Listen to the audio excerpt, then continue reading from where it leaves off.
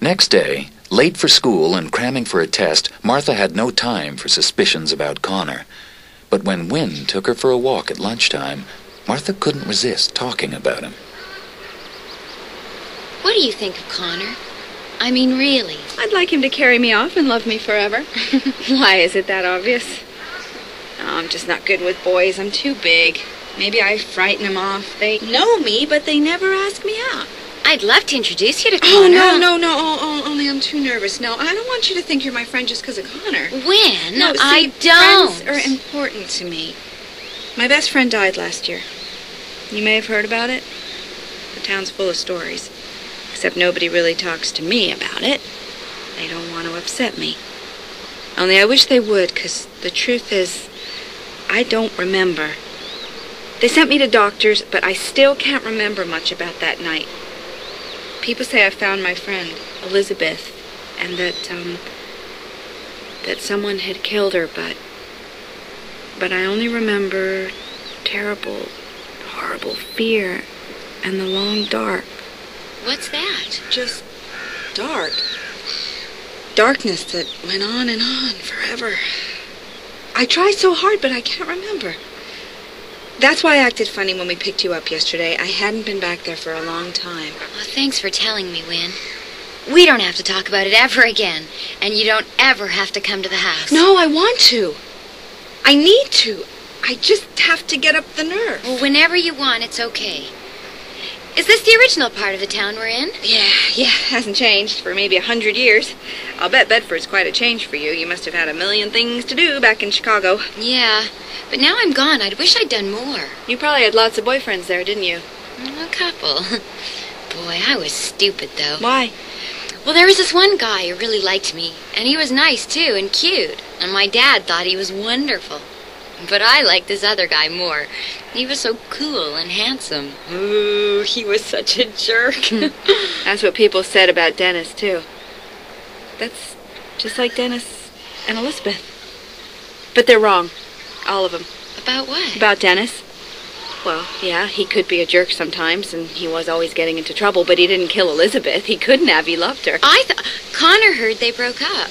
That Dennis was kind of upset about it. They did break up, and Dennis wanted her back. He was jealous, that's all, because she was with somebody else, but he never would have done something so awful.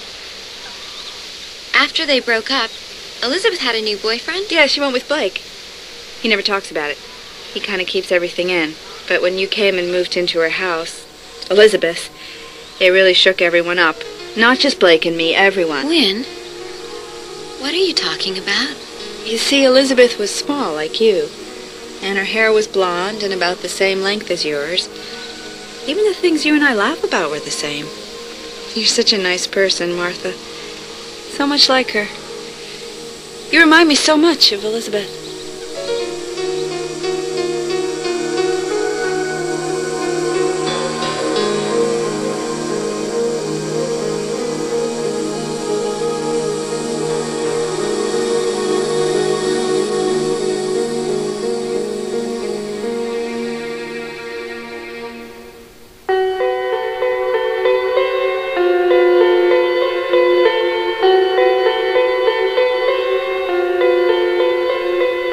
That night, it started to rain in earnest, and Martha dreamed she was Elizabeth Bedford. She lay there with the strangest sensation of wakefulness, as if part of herself were trapped inside her mind, while the other part waited in the terror of reality. She dreamed she was dying. She felt each stab of the knife going through her, and everywhere she turned there were blood-spattered walls. She couldn't see her killer's face. He was wearing a mask, but he was real, and she knew him.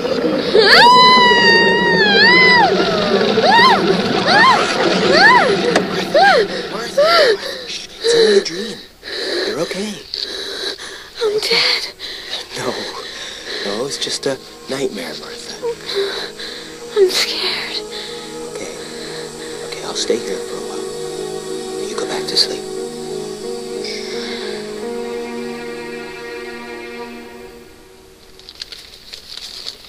Morning.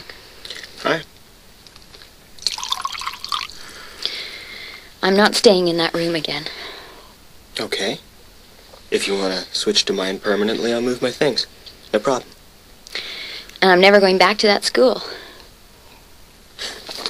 Everyone stares at me there, just because I look like Elizabeth Bedford. I feel like a freak. Like I'm doomed or something. Look, Wynne said you reminded her of Elizabeth, that's all.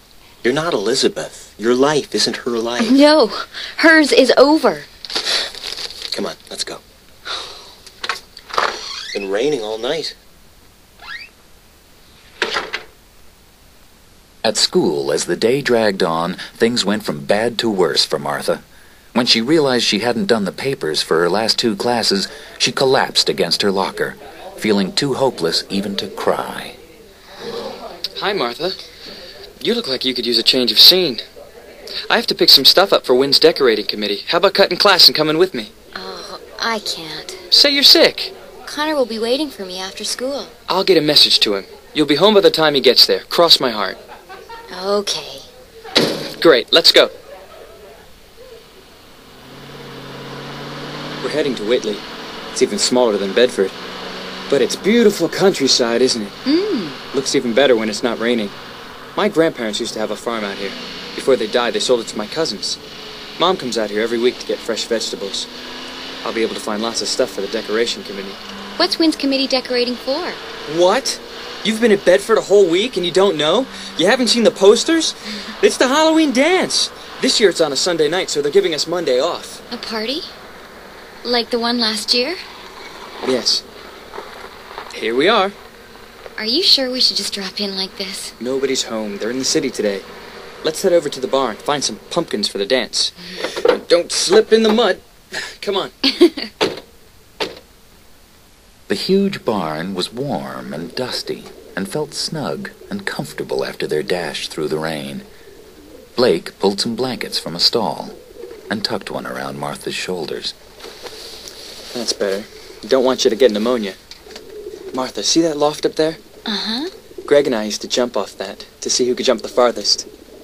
Come on, let's climb up. I want to show you the view. When Martha reached the top of the ladder, Blake was already there, wrenching open the upper doors. A fine spray of wind wet their faces as they stood looking out at the sodden landscape below. Oh, it's like the top of the world up here. There were even fewer houses over there when we were kids. You could see for miles and miles, and it was only fields. It's beautiful. Look at the colors down there. Dark green and gold and rusty brown. And the gray mist swirling around the trees. Here, you're shaking. I'll shut the doors.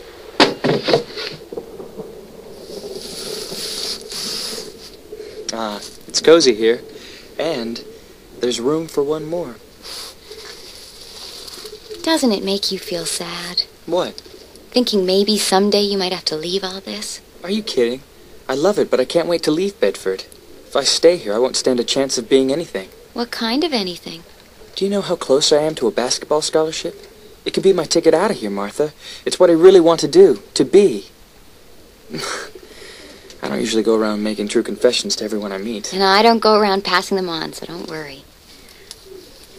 You're really something, Martha. Don't know, Blake. And then there was only the soft patter of rain outside, and the soft flutter of birds high in the rafters, and Blake's lips, soft upon her lips. Blake, why didn't you tell me I reminded you of Elizabeth? Why would you ever think that? Maybe we better just pick up those decorations again. Not until we talk about this. I admit that the first time I saw you in the store, you sort of looked like her from the back, but that's as far as it went. You never told me you were serious about her. We were close for a while. That's all. Anyway, it's all in the past. It has nothing to do with you and me now. I guess I better get you home. Don't you have to get the decorations? Oh, is that what I came here for? They loaded up bundles of straw and corn stalks and dozens of pumpkins and drove back on the village road. Martha leaned against the side window, looking out into the gathering dusk. Blake, see that little cemetery over there? Has it been here for a long time? Sure. It used to be owned by the Bedfords until the estate was parceled off. But now everyone from the nearby town is buried there, even the Bedford family. Then what about the cemetery behind our place? That's where the old family and their servants were buried. We're talking back in the 1800s. At one time, the town wanted to move them to this cemetery out here, but the people were afraid of disturbing the old family crypt, so they decided to let the old Bedfords rest in peace. So Elizabeth... Yes, she's buried right over there.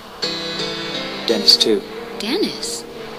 But I Well, thought... I mean, they put up a marker for him, in his memory, in case anyone wants to remember him. Everybody really wants him to be dead, including me. But he is dead. They never found him, Martha. What if somewhere, Dennis is still alive?